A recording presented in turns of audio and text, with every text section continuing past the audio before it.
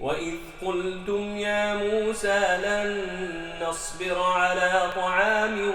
واحد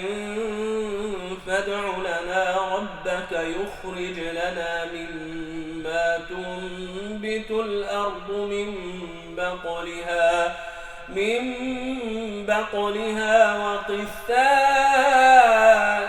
وفومها وعدسها وبصلها قال أتستبدلون الذي هو أدنى بالذي هو خير اهبطوا مصرا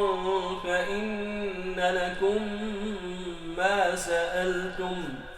وضربت عليهم الذلة والمسكنة وباءوا بغضب من الله ذلك بأنهم كانوا يكفرون بآيات الله ويقتلون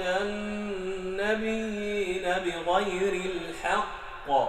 ذلك بما عصوا وكانوا يعتدون